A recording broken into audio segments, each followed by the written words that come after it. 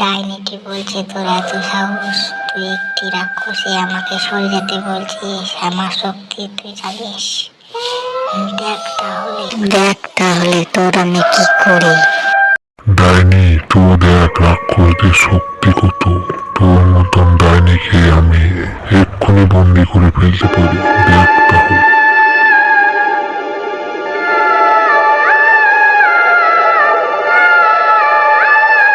তাই বলে দুষ্ট রাক্ষসটি সেই ডাইনিটিকে তার শক্তির দ্বারাই বন্দি করে ফেললো।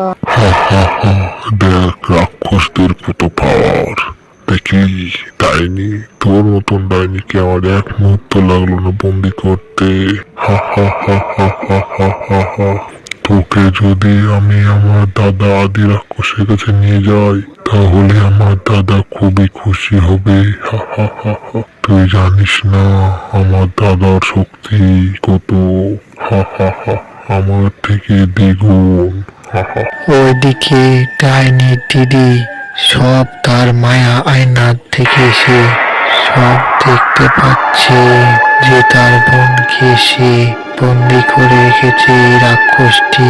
কার এত সাহস এই পিশাচিনীর বোনকে বন্দি করে রেখেছে? কার এত শক্তি?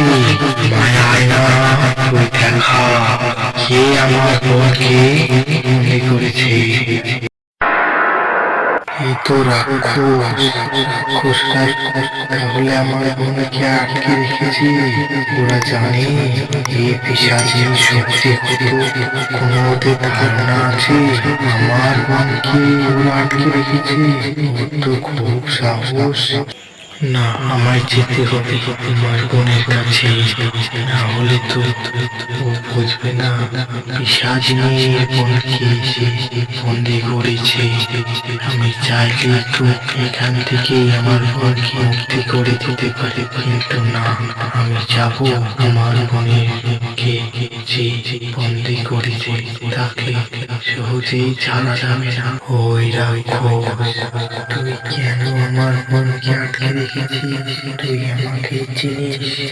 আমি একজন ডাইনি, আমার নাম পিশাচিনী, এটি আমার বোন।